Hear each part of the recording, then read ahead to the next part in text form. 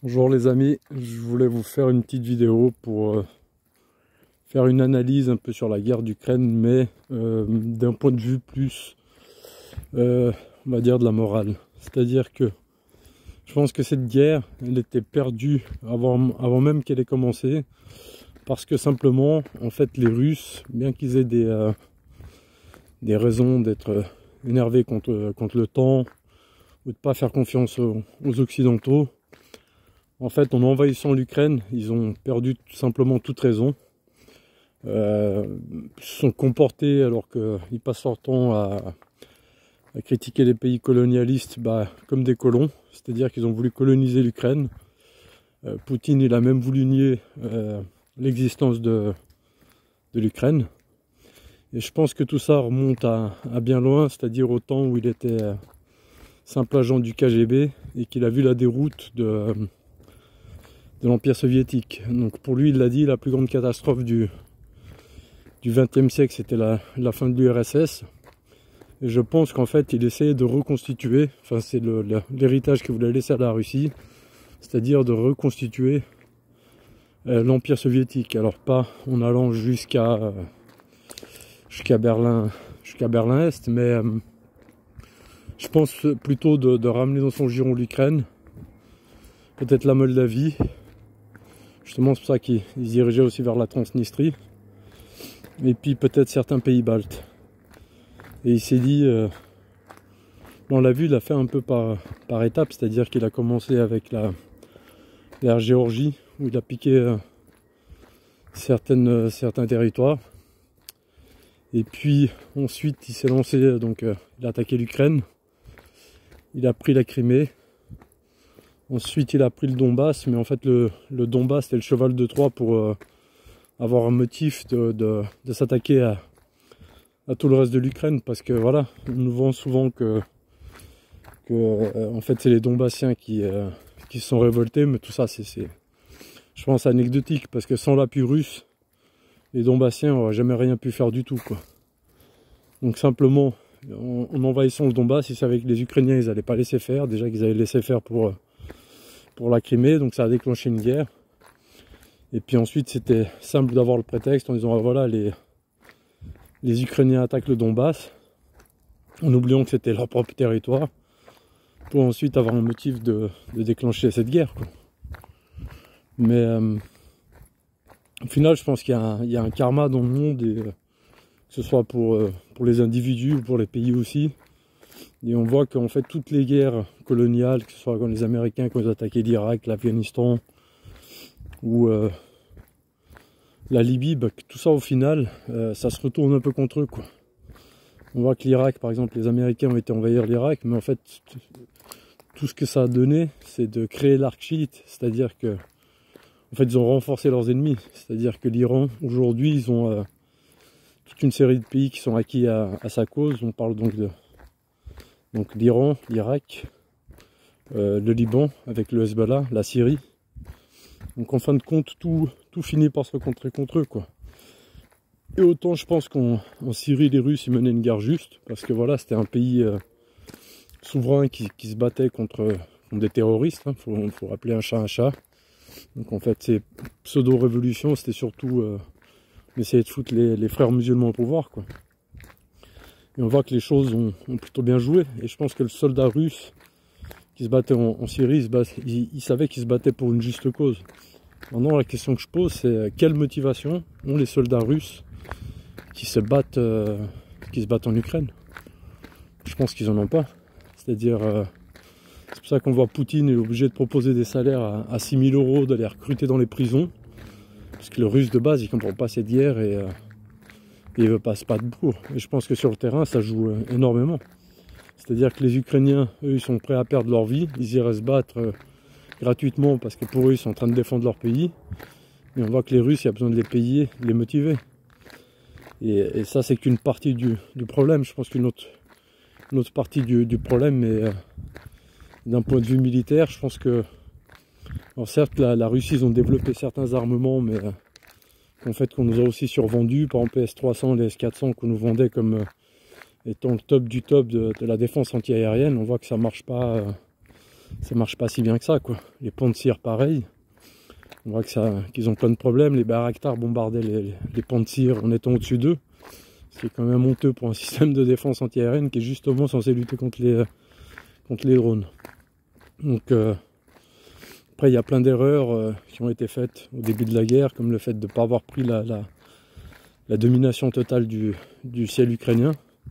Et aujourd'hui l'aviation russe n'arrive pas à voler au-dessus de l'Ukraine, quoi. Donc et quand ils le font, ils perdent des appareils. Donc voilà, ça c'est des erreurs qui ont été commises. Et je pense aussi qu'ils ne se sont pas donné les moyens de gagner cette guerre parce qu'ils n'ont pas pris suffisamment d'effectifs. C'est-à-dire qu'avec 200 000 soldats et dont une partie devait être de la logistique, c'était un peu compliqué d'aller envahir un pays de la taille de l'Ukraine. Donc moi je pense toujours que l'objectif initial pour eux, c'est qu'ils pensaient arriver à Kiev et réussir à renverser le pouvoir en 3 jours. Mais quand ce projet-là, il n'a pas fonctionné. Pour moi, ils étaient dans l'improvisation. Donc après, ils ont essayé de sécuriser l'accès terrestre pour la Crimée. Ce qu'ils ont réussi pour le moment.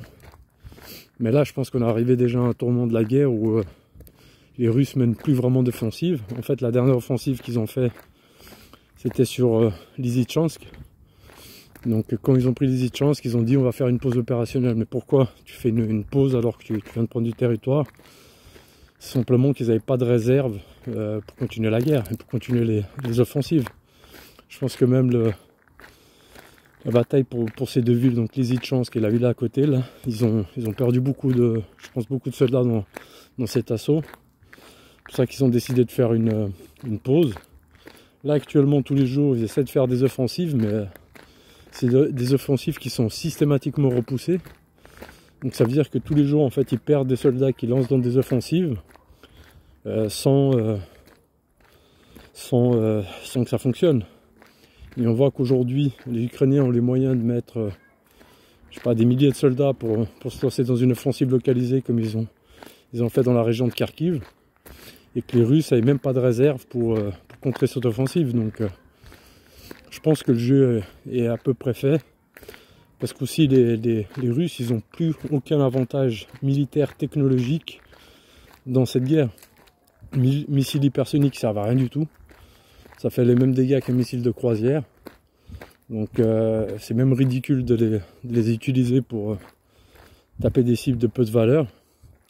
Là, les Russes, ils en sont carrément à utiliser les S-300, donc qui sont des missiles de défense antiaérienne pour bombarder l'Ukraine. Ça montre qu'ils ont clairement des problèmes de munitions, on va dire, et surtout d'armes modernes, quoi. Et c'est là où on voit que l'embargo occidental il fonctionne quand même, c'est que ils n'arrivent plus justement à produire ces missiles de précision. Ils n'arrivent plus à produire des tanks. Leur industrie d'armement elle est plus ou moins à l'arrêt.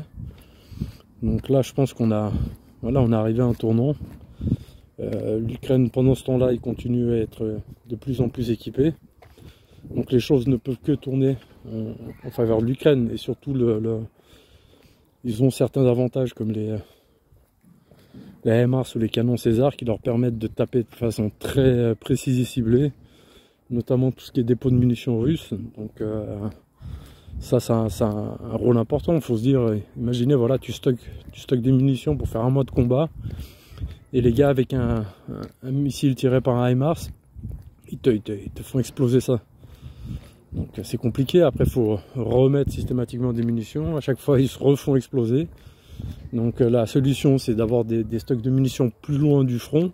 Mais le problème c'est qu'ensuite justement elles sont loin du front et ça prend du temps à arriver, quoi. Donc je pense que les Ukrainiens là c'est eux qui sont dans une pause opérationnelle, et simplement ils sont en train d'analyser avec le renseignement américain quelle est la prochaine zone qui est peu défendue pour qu'ils lancent de nouveau une offensive. Mais je vois pas ce que les Russes peuvent vraiment faire. Alors oui, certes, ils peuvent faire une mobilisation générale, mais c'est quoi comme troupes qui vont arriver, quoi? C'est des gens qui n'ont pas d'expérience du combat. C'est des gens qu'il va falloir former, donc le temps de les former, ça va être compliqué. Alors peut-être qu'ils pourraient profiter de la pause hivernale, parce qu'on sait que les combats vont se ralentir en hiver, mais je pense que d'ici là les Ukrainiens vont encore essayer de faire une ou deux offensives. il y a la poche de Kherson, donc à l'ouest de Kherson, où il y a à peu près 20 000 soldats russes et les meilleures troupes russes qui se retrouvent plus ou moins, eux, cette fois-ci dans un vrai chaudron. Donc ils sont coincés avec une rivière dans leur dos. Et tous les ponts ont été détruits, et tous les pontons mobiles et autres sont systématiquement détruits. Donc c'est une zone difficile à ravitailler. Et les Ukrainiens grignotent du terrain de plus en plus. Donc plus ils grignotent du terrain, plus il y aura des concentrations de troupes russes, donc plus ce sera facile de les bombarder, quoi. Donc je pense que la meilleure solution pour les Russes, c'est essayer de trouver un accord de paix, honorable, j'ai envie de dire, qui puisse sortir quand même de cette situation la tête haute. Mais on sait que de l'autre côté, les Américains, ils vont vouloir humilier les Russes. Donc c'est compliqué tout ça, quoi. Et je pense que l'erreur de base, c'est qu'il n'aurait jamais fallu envahir l'Ukraine. Je pense que, et c'est dommage pour non seulement la Russie, mais aussi pour l'Europe, parce que moi je pense que les Russes et les Européens auraient pu s'entendre. Quelque part, les Européens ont besoin de la Russie, et la Russie, je pense aussi, a besoin de l'Europe. On aurait pu être même alliés, ou avoir des relations de bon voisinage. Mais en fait, toute cette division ne profite qu'aux Américains. Donc le temps que Macron, il y a encore 1 an, 2 ans en arrière, disait qu'il était en mort cérébrale, tout le monde en Europe se demandait à quoi servait l'OTAN. Aujourd'hui, à cause de cette guerre, toute l'Europe s'est mise derrière les États-Unis, s'est mise derrière l'OTAN, et même des pays qui n'étaient pas dans l'OTAN, comme la Suède ou la Finlande, maintenant viennent d'adhérer à l'OTAN. Donc c'est l'OTAN qui se renforce, et quand l'OTAN se renforce, c'est les Américains qui se renforcent. Donc en fait, les grands gagnants de cette guerre, c'est surtout les Américains. Les grands perdants, c'est les Ukrainiens, parce que même s'ils récupèrent leur territoire, il y a des Ukrainiens qui meurent tous les jours. Les Russes aussi, il y a plein de Russes qui sont morts là-bas pour des raisons stupides en fin de compte. Parce que voilà, au final, qu'est-ce qu'ils vont gagner de tout ça? Je suis pas sûr qu'ils gagnent quoi que ce soit, je suis même pas sûr qu'ils arriveront à conserver la Crimée. Donc au final, c'est une guerre pour rien. C'est une guerre qui aura servi surtout à diviser l'Est et l'Ouest, qui aura servi à acheter toute l'Europe dans les bras des Américains. Et je pense une guerre qui va affaiblir la Russie pour les prochaines décennies, parce que ne serait-ce qu'un d'un point de vue militaire, les Russes ont pratiquement bousillé, je sais pas, peut-être 50% de l'équipement qu'ils avaient. Ils ont perdu énormément de blindés, d'artillerie, enfin toutes sortes de véhicules, et ça va prendre des décennies pour reconstituer tous ces stocks. Pareil pour les missiles de précision. Enfin voilà, je pense que c'était vraiment une guerre stupide, une guerre pour rien. Je pense que les Russes, ils sont tombés dans le piège américain. Et voilà. Donc au final, je pense que la meilleure solution, c'est vraiment que les Russes essaient de sortir le plus rapidement possible de cette guerre, parce que le vent a tourné. Les combats tournent clairement en faveur de l'Ukraine. Et plus ça va durer, et plus ça risque d'être une défaite humiliante pour les Russes. Donc ils devraient essayer de sortir le plus vite possible de cette guerre, et aussi pour éviter des morts pour rien. Moi, c'est ce que j'aimerais voir, c'est simplement qu'ils arrivent à faire la paix. Voilà les amis, donc c'était une petite vidéo pour parler moins de